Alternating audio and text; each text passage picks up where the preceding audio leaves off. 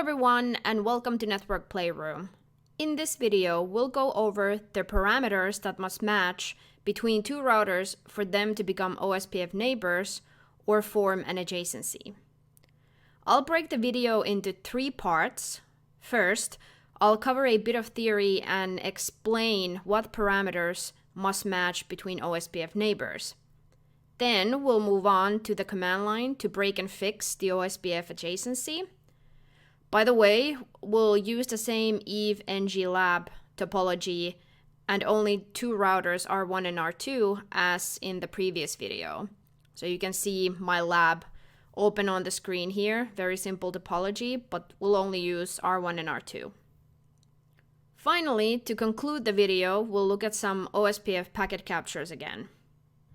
So that's going to be the structure of the video. Look for the timestamps in the description if you want to skip to specific parts of the video. Now, before we get started, I received some comments on my last video that it was hard to see the command output, so I've increased the font size and reversed the background and foreground colors for this video. I have used the default settings on PuTTY until now, and I didn't really realize that it might be difficult to observe, especially on a smaller screen, because I use a big monitor on my PC. So hopefully the changes I've made will be helpful to you.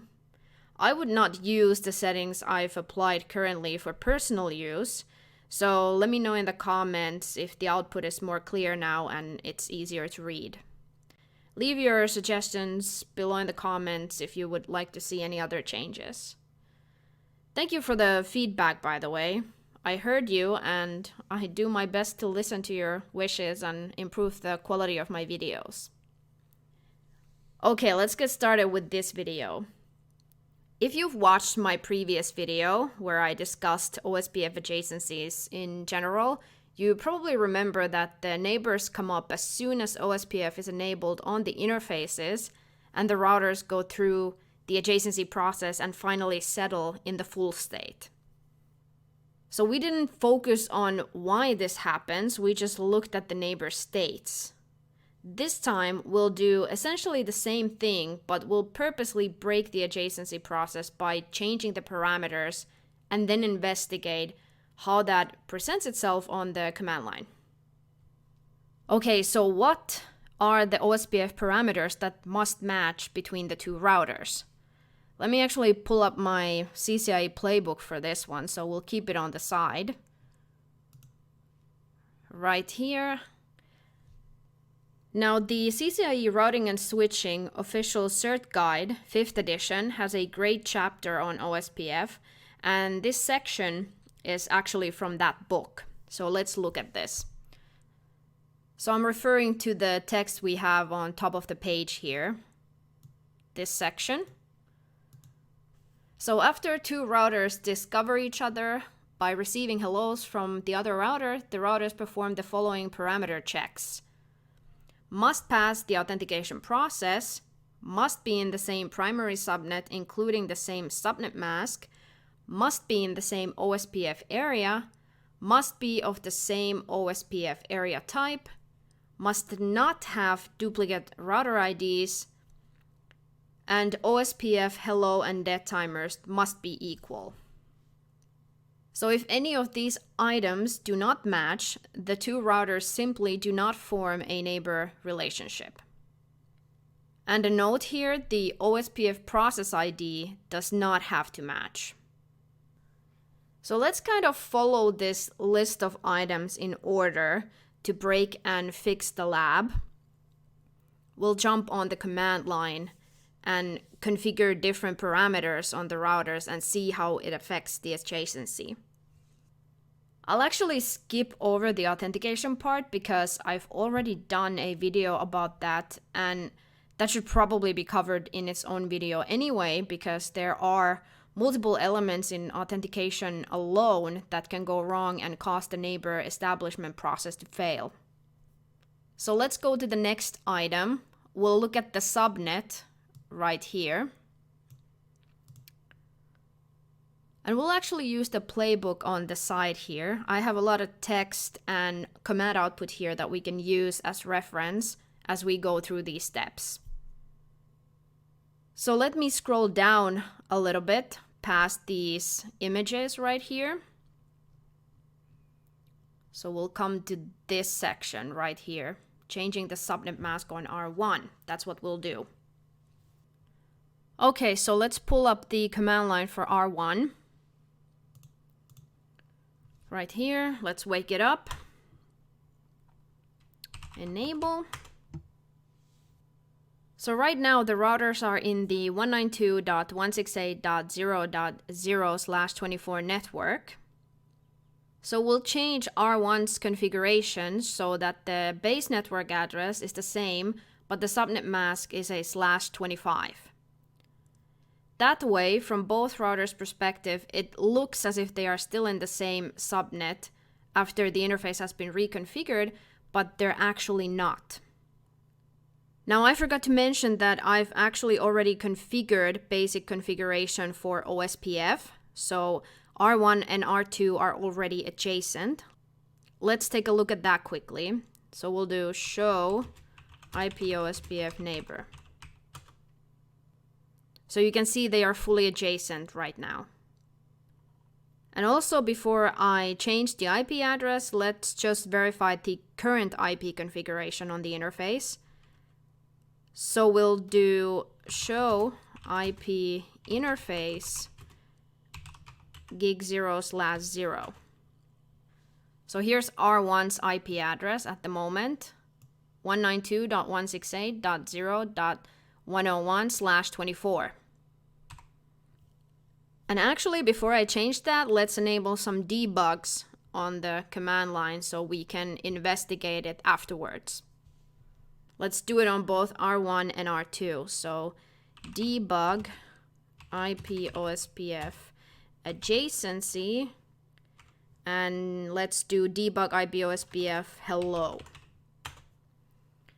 And we'll do the same on R2. Okay, so enable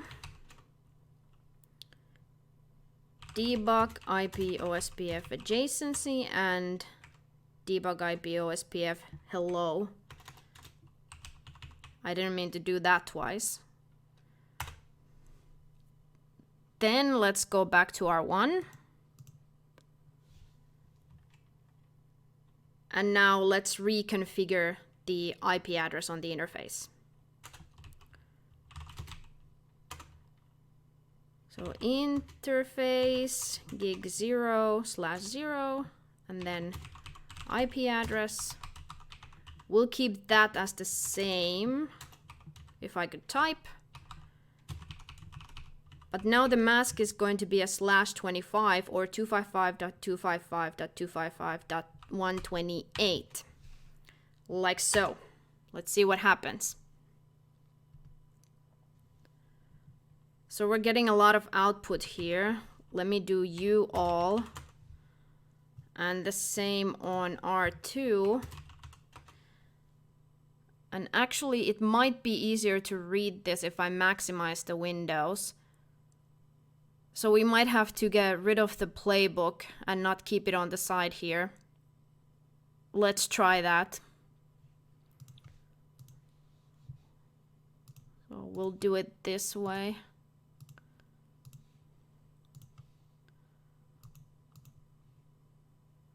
Okay, let's see what we have here. Let's actually run the debug for a couple of more seconds so maybe we can get the information on the same line. I don't like that it's been cut here because I only used half a screen for this. So let's do that again. Let's see what we can find in the hello packets. Okay. Okay, I let that run a couple of times, so let me stop the debug now. Do the same on R2. Yeah, I think the output definitely looks nicer this way. It's more clear.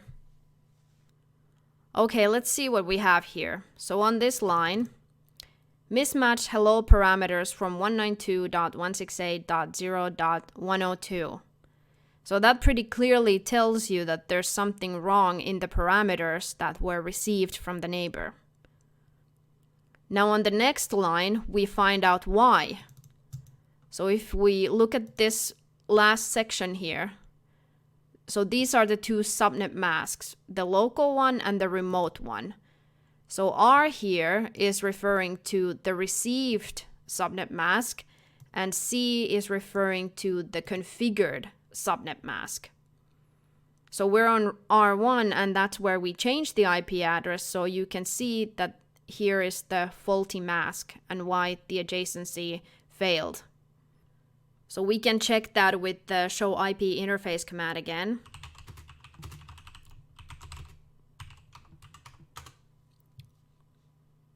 So you can see here is the /25 mask. Okay. Now if we go on to R2, we can see that the information is mirrored. So again, we see that there's a mismatch with the parameters. And now if you look at this section for the subnet masks, you see that this is now received, the 128, and configured is the /24 mask. We can verify that as well. Show IP interface gig0/0 right here. All right, let's go back to R1. So let's change the IP address back to its original value and then move on with the next parameter on the list. So again, conf t gig 0/0, and then let's see if we can find the IP address here, right there. So now it's back to its original value. Okay, you see that the routers have gone from loading to full, so they are fully adjacent again. All right, let's check the playbook and see what was next. So we did this part. So now we're gonna look at the area ID. Okay. So let's go back on the command line. So right now the routers, or the interfaces more accurately, are in the backbone area, or area 0. So we'll move one of them to another area. So we'll put R1 in area 1. So let's just first verify the configuration. We'll do show run and section router OSPF. So you can see here it's in area 0. And the same is true on R2. Actually, let me just copy this command so we can see it here as well. So both routers are in area 0. Okay. Another way we could have verified that is show IP OSPF interface.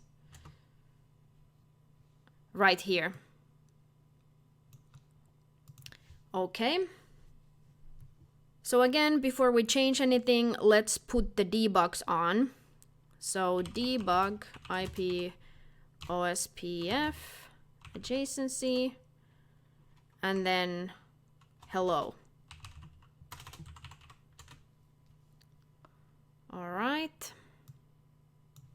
Do the same on R2.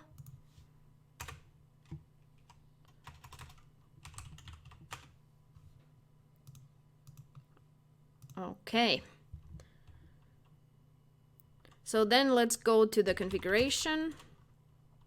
Router OSPF 1. And actually I should have copied that from the running configuration. Oh no. Okay, hold on.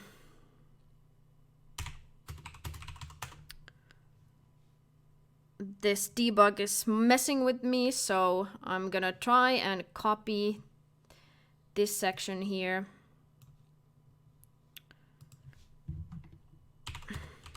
And then I need to re-enable the debugs.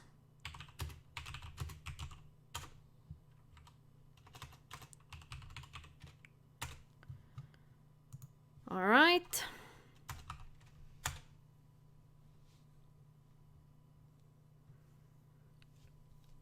Okay, I let that debug run for a while, and now we can take a look at the output that we have here.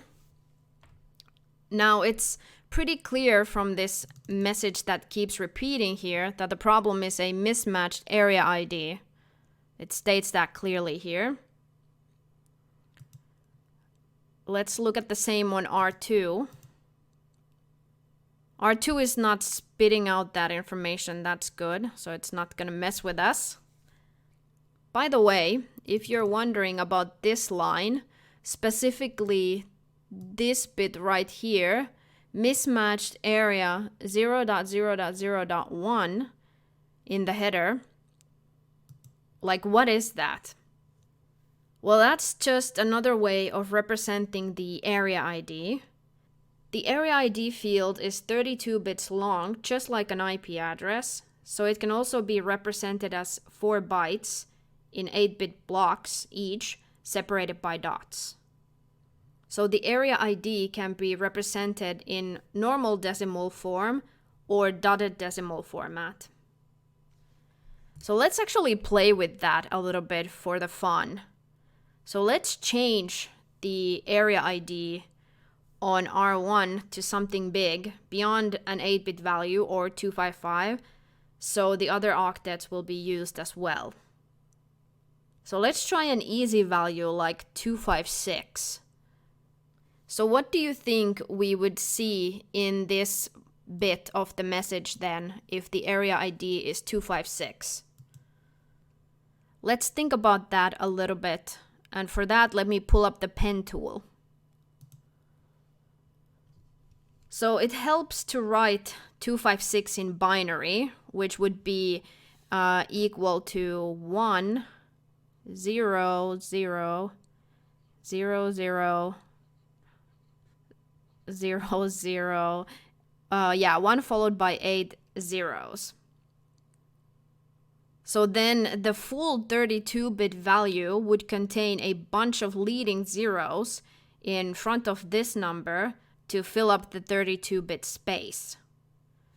So it would be a bunch of zeros this way, so that the total size would be 32 bits. Okay. I'm not going to represent the first 2 octets in full length to save some space here, so they'll just be 0.0. And then for the remaining part, so we have to draw a line right here, this would be 1 and 0. Now this would be equal to the area ID of 256. So let's try that. Let me get rid of this drawing.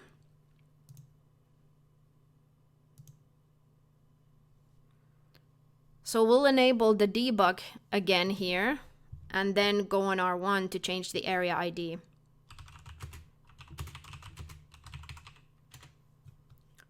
Like so, then we go on here.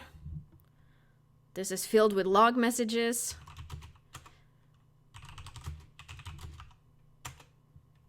See if we can find the command here. So let's try 256. Okay. So let's go on R2 now. See if we can get that message. And actually, I just realized I should have enabled the adjacency debug as well, because I believe that's how we got the message. So let's do that.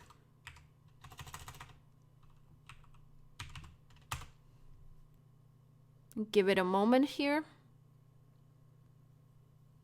Here we go. We're getting something. So we can finish the debugs now.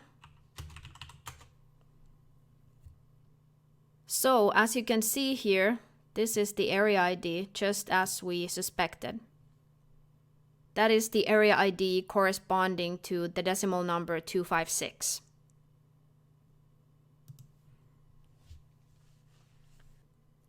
Okay, I experienced some technical difficulties there, so I had to restart the recording.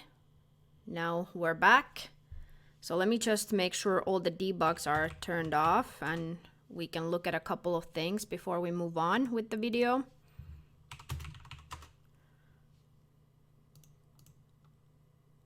Okay, so we were talking about the dotted decimal area ID. There's one more thing I want to talk about regarding that. So let me get my pen tool out. So we configured the area ID as 256 on R1, and that corresponds to 0.0.1.0 in dotted decimal format. Now it would have been easy to assume that the dotted decimal format would actually be something like 0.0.1.255, right? Because 1 plus 255 would be 256. But in fact, this number alone represents 256. So then if we were to configure the area ID this way, this would actually equal to 256 plus 255, which should be equal to 511. Let's put a question mark here because I'm not 100% sure about my maths. So just for the fun of it, let's try that on R1.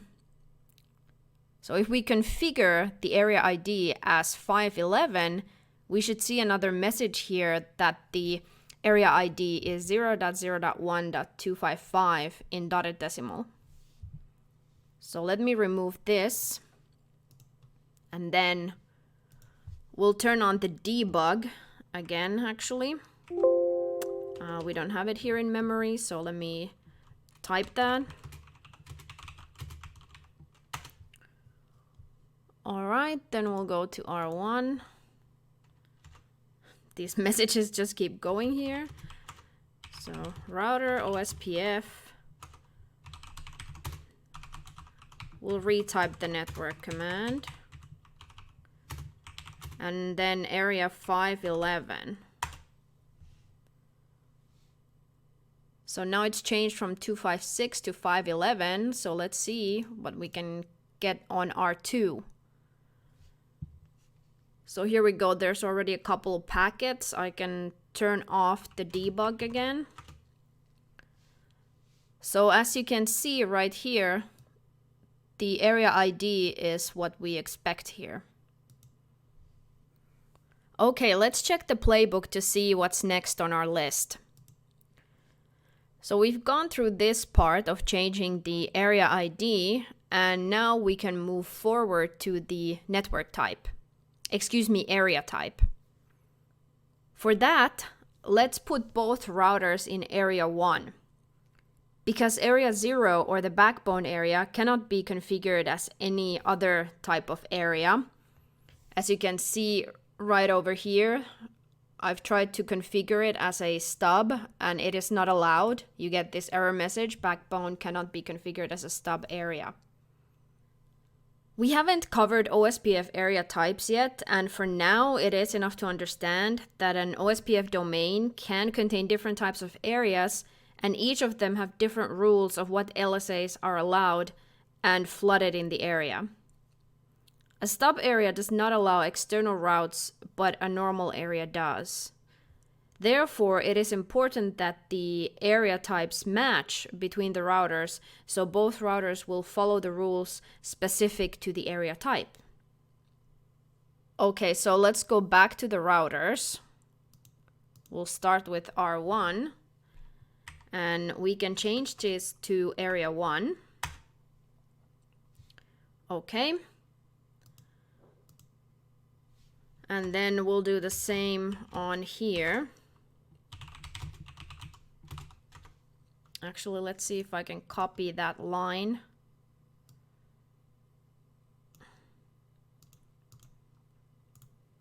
Okay, and the neighborship should come up shortly.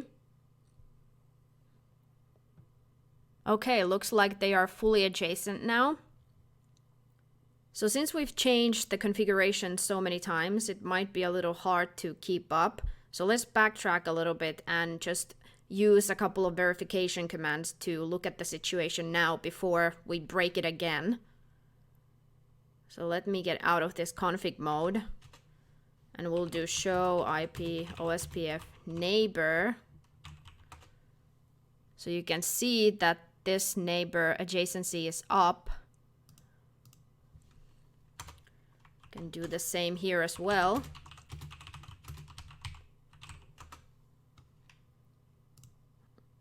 Let's do show IP OSPF interface as well. So you can see that we are in area 1 right now. Let's run that here as well.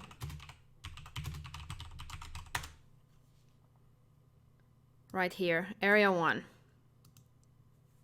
So the routers are no longer in the backbone area, and we can change the area type.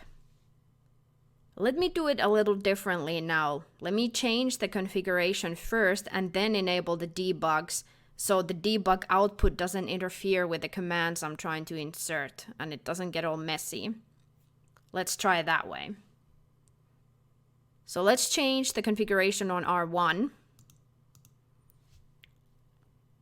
So let's go on config mode, then under the router process, and then we'll do area 1. This is the command we'll use, stub. Okay. So that's going to break the adjacency. So now let's enable the debug commands.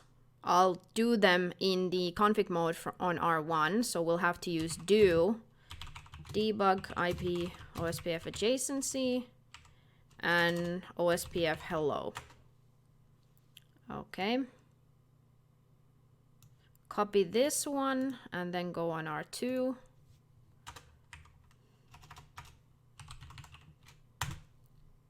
All right, let's see what we get here.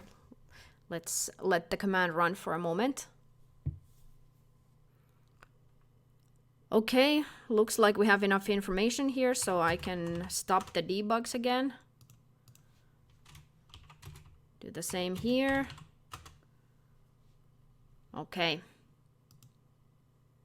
So this line right here tells you quite specifically what's happening. So mismatched stub/transit area option bit right here. So that indicates that these are using different area types. We'll look at this later on in detail. I'll show you a couple of things on a packet capture, so hold that thought. Okay, so on R2, we had the same message right here. You can see that the area types are mismatched. So it's not maybe clear to identify the problem and recognize the area type as a stub from this debug output. And especially if you're not using the debug output, but you're using show commands, it's even more difficult to find out this problem. So let's have a look at that. So for example, the area ID is not even present in the show IP OSPF neighbor command, and the show IP OSPF interface command does not say that area 1 is a stub area. So we can look at those two commands. Again, I'll stay in config mode, so I'll have to use do show IP OSPF neighbor. You can see that area 1 is not even mentioned in this output. We can actually try detail if there's going to be any more information. Not really. It only says in the area 1 via interface gig Ethernet 0/0, but it doesn't identify area 1 as a stub area. So if we try do show IP OSPF interface, it's not mentioned here either. Again, area 1 is here, but it doesn't indicate stub anywhere. There are a couple of other commands where you can find this information. For example, the show IP OSPF command will identify the area as a stub area. So let's look at that.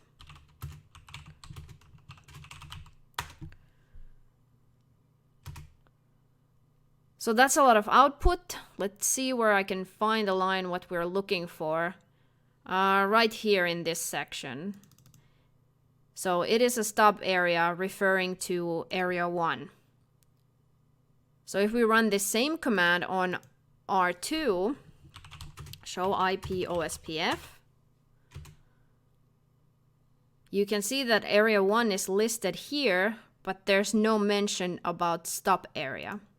So you can see that these outputs are different. The other command that we can run is the show IP protocols command.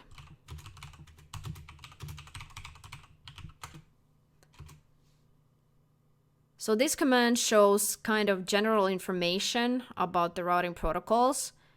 OSPF is right here. So now on this line, we can see that there are 0 normal areas, 1 stub area, and 0 NSSA areas. But it doesn't tell you what area is stub area. So it gives you an indication that a stub area has been configured, but it doesn't state that it is area 1 in this case. Let's try that command on R2.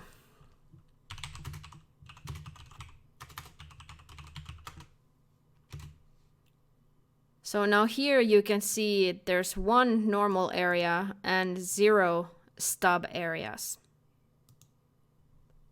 Okay, let's look at the playbook again and see what we have next on our list.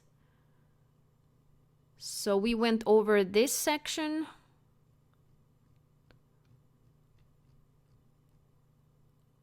Okay, so next we're gonna look at the duplicate router IDs. So let's go to the command line. And let me actually remove the stub configuration. Let's see. Does it still remember the command? There we go. So no area 1 stub. And there it is.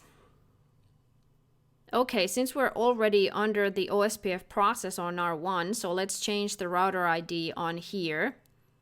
So we know that the router IDs are 1.1.1.1 and 2.2.2.2 for R1 and R2 respectively, but we can verify that from a couple of commands. So we can do show IP OSPF neighbor. So this is the router ID of R2. And then, of course, we could see our own router ID with the show IP OSPF interface command. And I have to put do in front of it because I'm in config mode. Not no. Do. There we go. So our own router ID is listed right here. Okay, but we're gonna use R2's router ID, so let's configure it under the process here. Router ID 2.2.2.2. Okay, and it tells us that we need to clear the OSPF process for this to take effect, so let's do that. Do clear IP OSPF process. Reset all OSPF processes. The default answer is no, so if I just hit enter, it's not going to do anything. So I have to type yes. And now the adjacency will be reset. So again, let's run the debug commands to see if we can get more information, although the problem is pretty evident from that error message already. But just let's find out. Do debug IP OSPF adjacency and hello. Let's see if we had this on R2 already.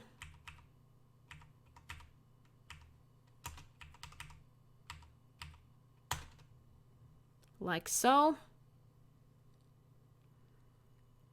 So again, I let the debugs run for a moment there, but now we can turn them off.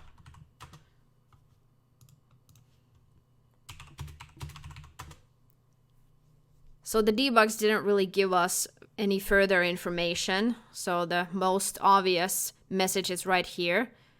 OSPF detected duplicate router ID. And the same one is present on R2. Okay, so let's fix that and then move on.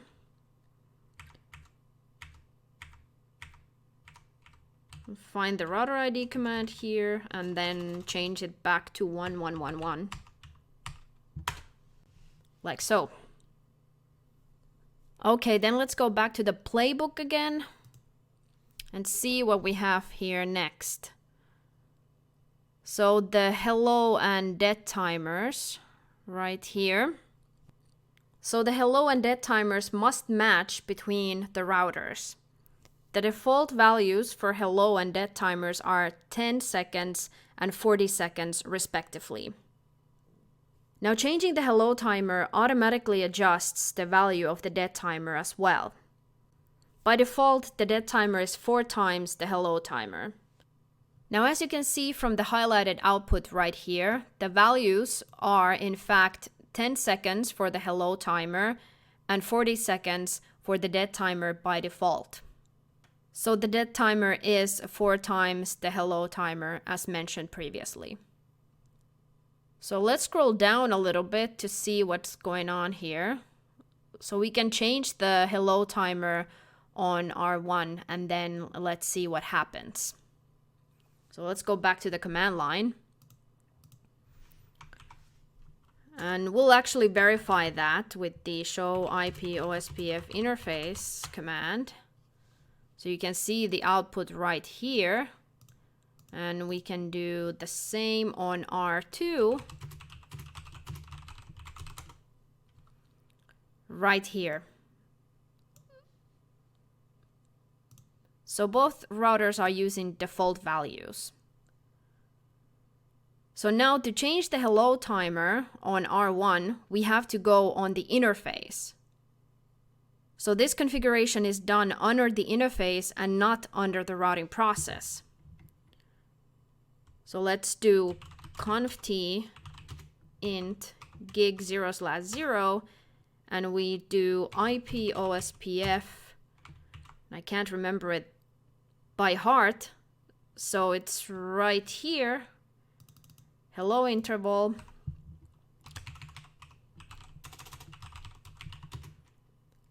And we'll do 30 seconds, for example. Like so. So again, let's run some debugs and see what happens.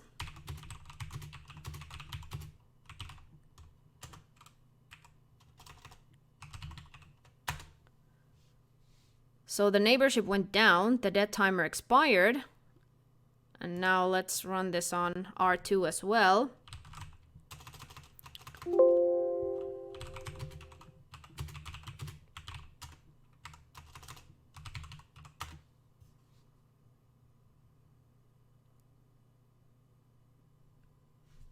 Okay, we have enough information here, so let's turn off the debugs now.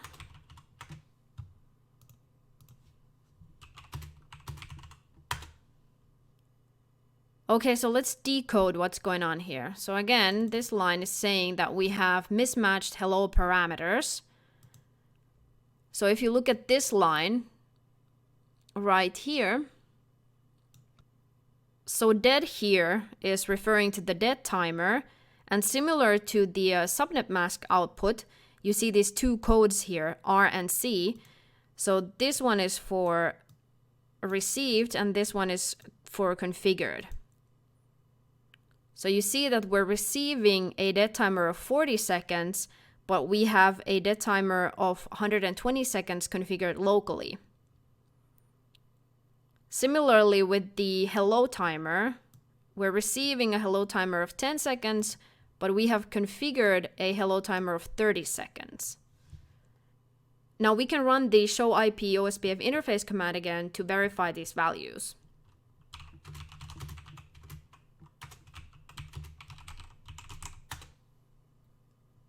So right here, you can see these two values.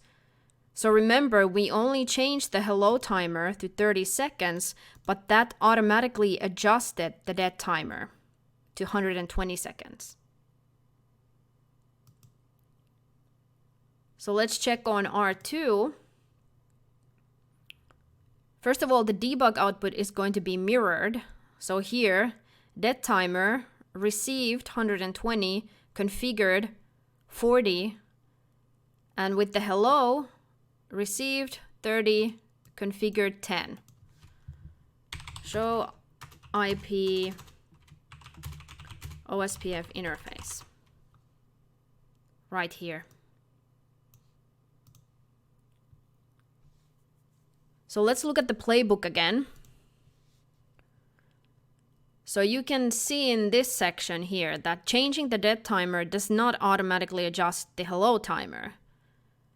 So there is a separate command to change the dead interval, but it does not affect the hello timer.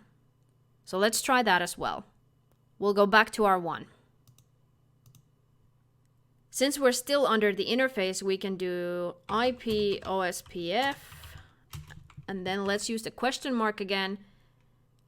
So the command is similar, it's dead interval instead of hello interval.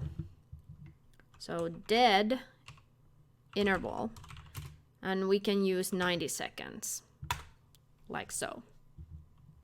So let's verify that again. Do show IP OSPF interface. So now the dead timer has changed. And we can do the debugs one more time on R2, for example. So you can see it here as well.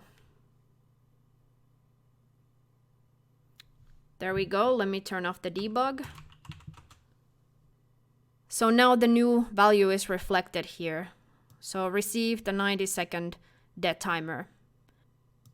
Before it was 120. Okay.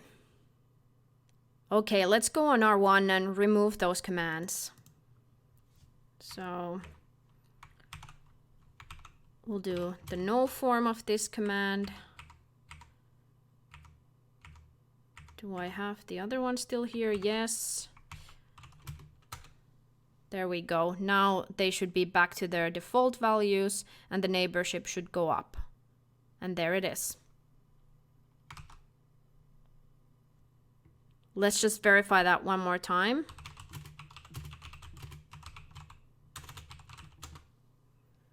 There we go. The routers are fully adjacent.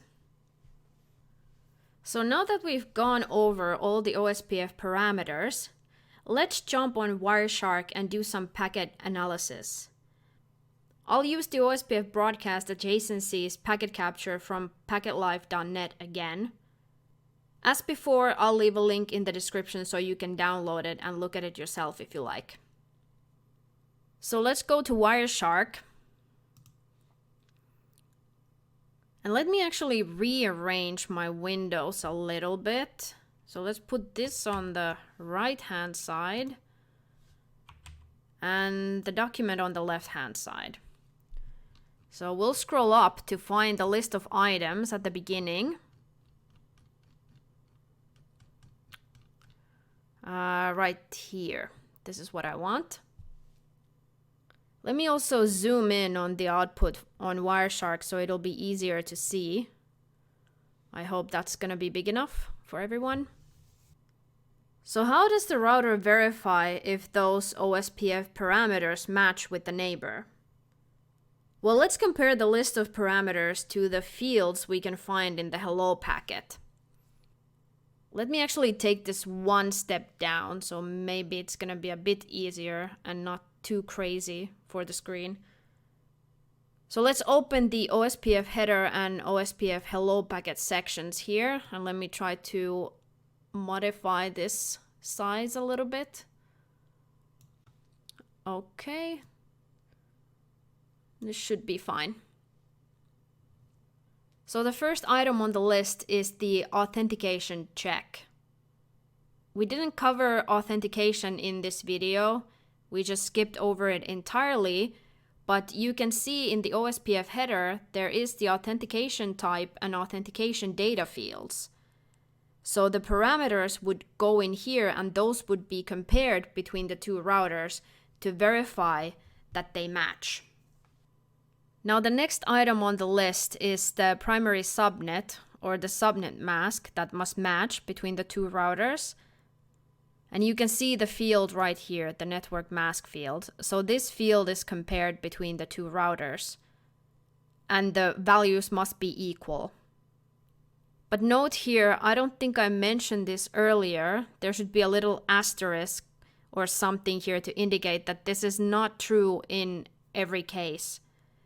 For example, point-to-point links are an exception. The network mask is not compared on point-to-point network types. We have not covered that either, so that's enough to know at this point. So the next item on the list is the OSPF area ID, and that is carried in this field right here. So again, that's how the routers are able to compare if those area IDs match. So the next item on the list is the same area type. I'll come back to that shortly because I want to show you something. And for that, I need to go back to the command line and use the pen tool and everything, so we'll get back to it shortly. So we'll move down on the list, and there is router ID. So the router IDs cannot be equal. Duplicate router IDs are not allowed. So the router ID is stored in this field right here, right above the area ID. The final item on the list is the hello and dead timers that must be equal. So they are carried right here for the hello interval and right here for the dead interval. So how the OSPF process verifies if a router can become a neighbor is to look at these fields in the hello packet and see if they pass the parameter checks. So we just went over all the items on the parameter checks list, and now we're gonna cover the area type in more detail. So notice that there is no field in the hello packet which specifically says area type.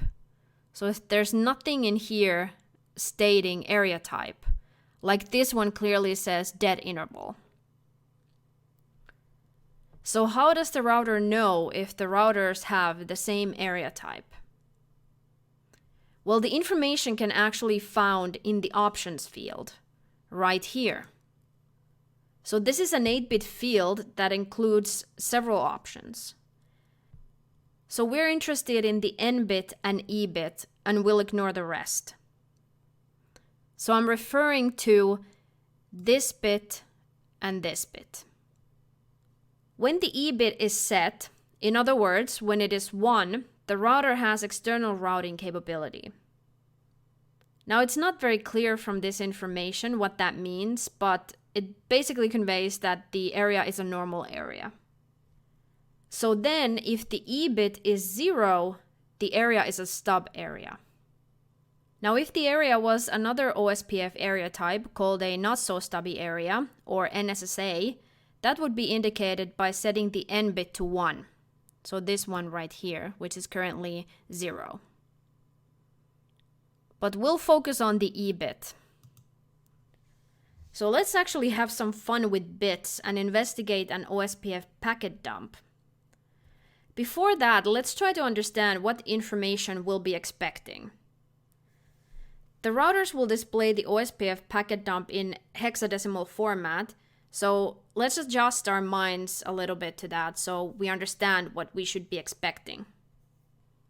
Okay, so the bottom part here on Wireshark, this section right here, shows the packet in hexadecimal format, so we'll use that as a reference to make some conclusions. So if I click on the fields here, you can see that Wireshark highlights the hexadecimal value that matches that field. So let me go on the options field, click on that, and you can see that it highlights 12 or 12 value right here, this one. Now why is that? Why is it 12 or 12? To understand that, we actually have to look at binary again. So converting from binary to hexadecimal happens by taking 4-bit blocks and translating those to hexadecimal values. Now there are 16 possible hexadecimal values. 0 to 9 are represented basically as is, numbers from 0 to 9, and 10 to 15 are represented with letters from A to F. Let me actually get the pen tool again, so we can write some things down. So hex numbers, they're 0 to 9, and then A to F. Okay. So now in the options field, we have 8 bits. So let me mark them here like this. These are all the bits for the options field. 5, 6, 7, and 8. Now if we take the values that are currently configured in the options field, we have 0, 0, 0, 1, 0, 0, 1, 0. Now how did I get those values?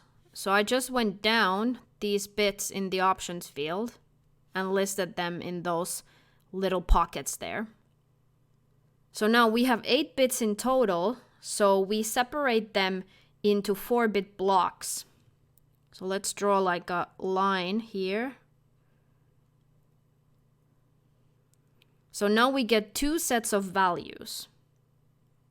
So the first value is 0, 0, 0, 1, which is equal to 1. Like so. And the second value is 0, 0, 1, 0, which is equal to 2. And we get these numbers by looking at the bit positions. So 1, 2, 4, 8. That's why we have 2 here. And then 1, 2, 4, and 8, which is why we have 1 here. So now if we change the E bit to 0, so let's erase this one and this one as well.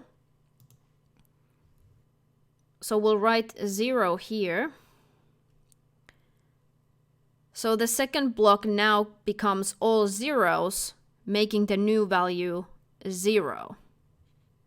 So then, instead of the current hexadecimal value, which was 12 or 1, 2, we should see 1, 0 in the packet dump.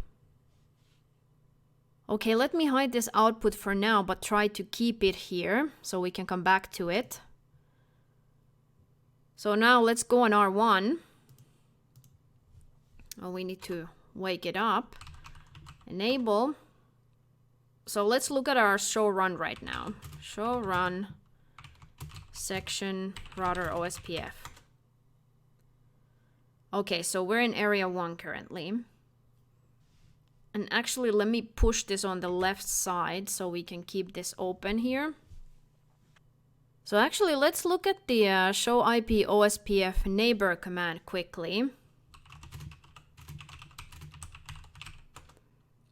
Actually, I meant to do this one where you specify the router ID, because now we actually have the options here. So let's see what happens here once we change the area type again.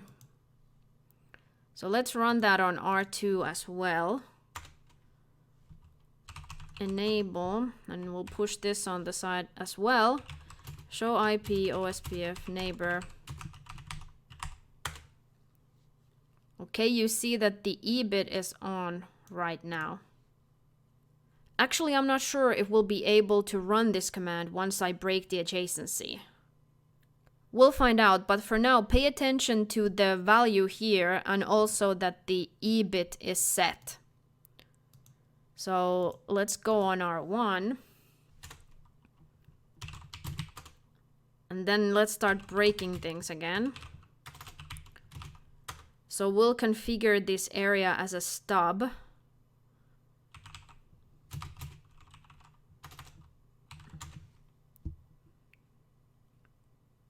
Okay. And then let's enable a debug. Debug IP OSPF packet. And we want the packet dump.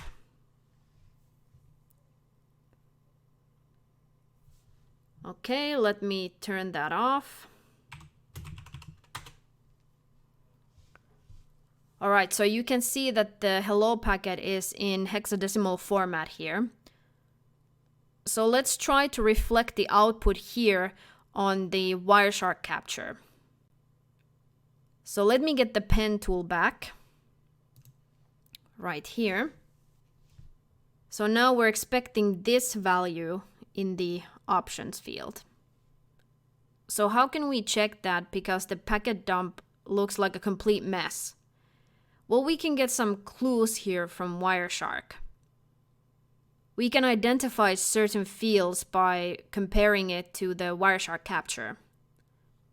Okay, so some things we can identify here. So for example, this output right here is referring to the router ID. So if we look at here, this is an incoming packet on R2. So we're receiving it from R2 as identified by this router ID.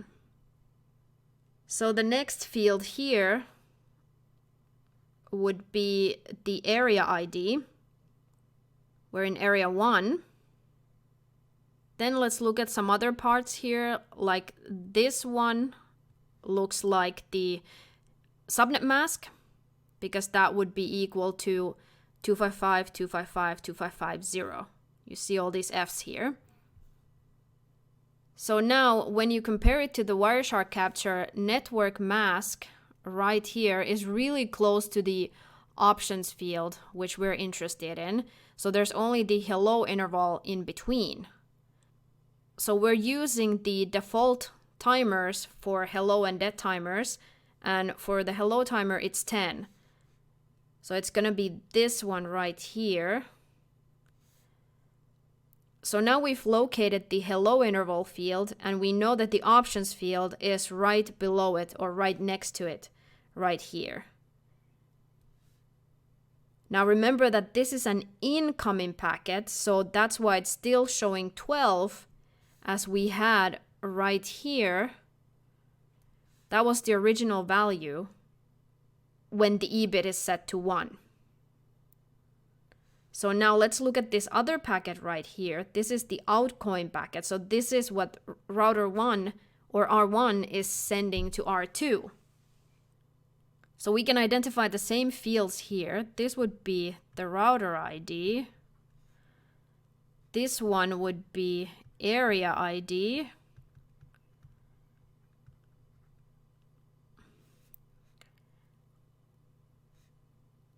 And then here we had the subnet mask. So then we had the hello interval here. And now if you see right here, we have the 1, 0, which matches the new value.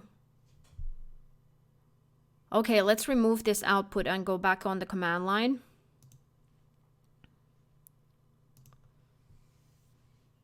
So let's look at the show IP OSPF neighbor command again, if we can see anything here. So right here it still states that the value for the options field is 1, 2 in hexadecimal, and the EBIT is set. So let's check on R2. Oh, he's gone to sleep again. So let's type show IP OSPF neighbor 1.1.1.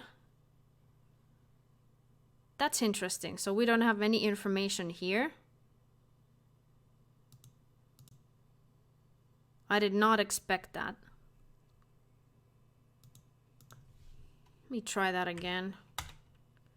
No, that's very odd. So we do get output on R1 about R2, but not the other way around. That's very strange. If someone has an answer for me, please do let me know in the comments why this is happening. I would have expected to see mirrored output on the other side. So as a final test, let's go back to R2.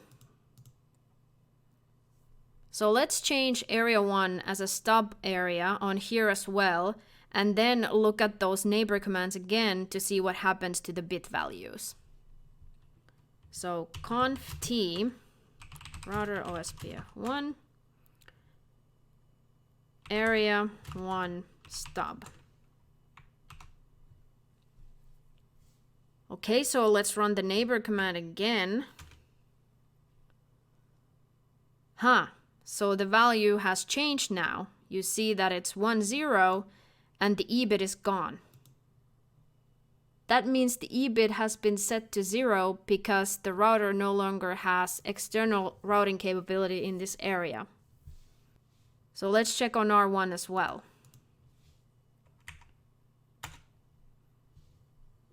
And there we go. Similar output. Alright, that's one long video, and that was a bit of fun and trivia. You would not need to go in this much detail in your studies, but I wanted to show this to you just to play around a little bit and show you something different. So we literally looked at OSPF operation at the bit level. That's pretty crazy, right? Anyways, thank you for sticking around for the very end and watching the entire video. I appreciate it very much. I'll see you next time.